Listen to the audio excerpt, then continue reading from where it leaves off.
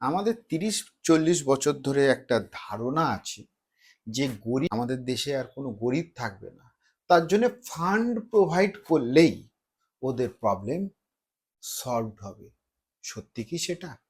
এই আমাদের প্রবলেমকে দেশে সলভ করবার জন্য মাইক্রো ফিন্যান্স কনসেপ্টটা আসে এবং কার্ড ধরে আসে, হাত ধরে আসে Nobel laureate ex financial adviser of Bangladesh Muhammad Yunus, এবং ইনি এটি এস্টাবলিশ করেন গ্রামীণ ব্যাংক 1983 সালে, উইথ এ হোপ যে লোককে যদি ফান্ড দেওয়া হয়, গরিব লোককে যদি ফান্ড দেওয়া হয়, they will able to overcome this hurdle, financial hurdle.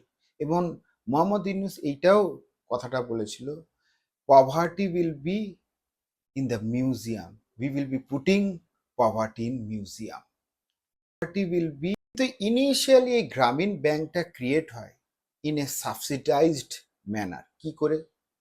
ওখানকার বাংলাদেশের গভর্নমেন্ট ফান্ড প্রোভাইড করতে সাহায্য করলো এবং ইন্টারন্যাশনাল ফান্ডিং আসতে সাহায্য করলো, এই to put the money into this micro finance.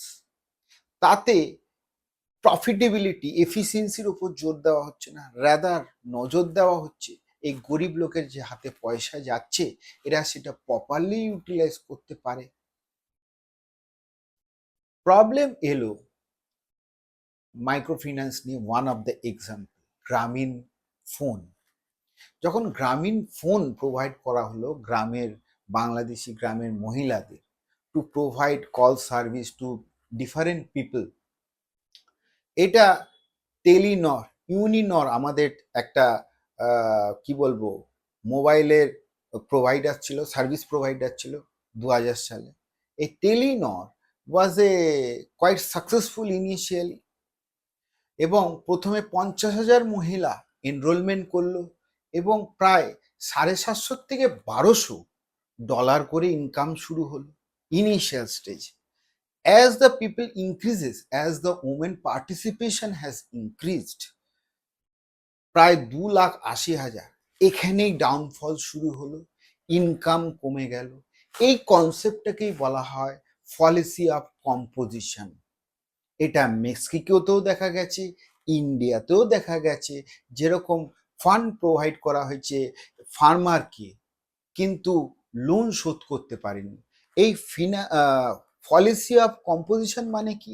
একটা লোক যে কাজটা করছিল, এখন প্রচুর লোক ওই সেম কাজ করতে নেমে পড়েছে, কম্পিটিশন বেড়ে গেছে, রিটার্ন কমে গেছে। এটাই হয়েছে এই গ্রামীণ ফোনের ক্ষেত্রে। এর সলিউশন কি?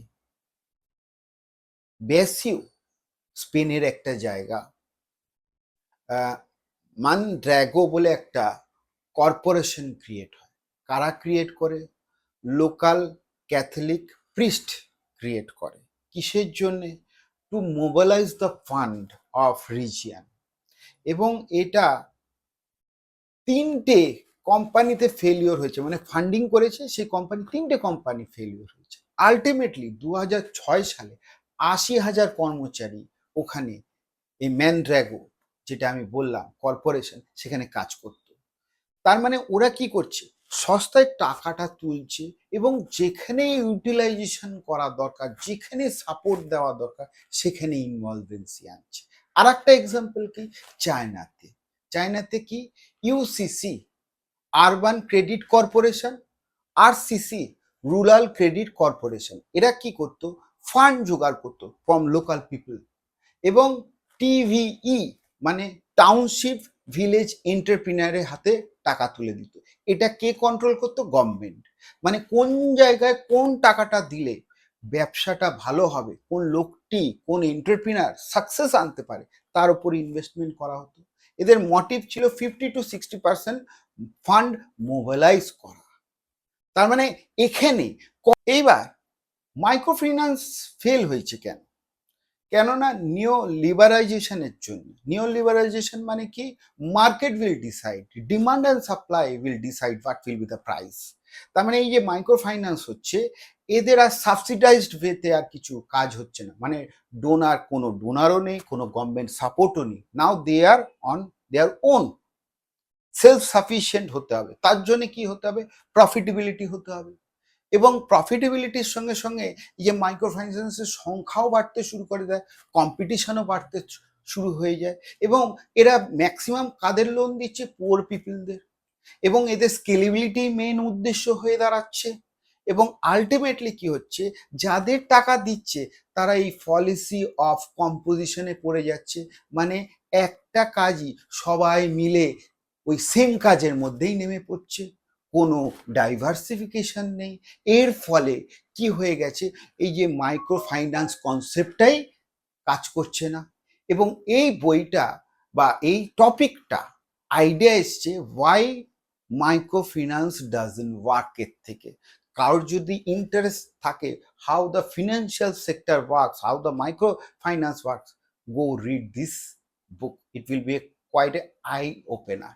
আর তাদের যাদের এই আইডিয়া মানে এই আলোচনাটা কনসেপ্টটা ভাল লাগছে, stay tune with this channel, কালে দিনে আরও আসবে।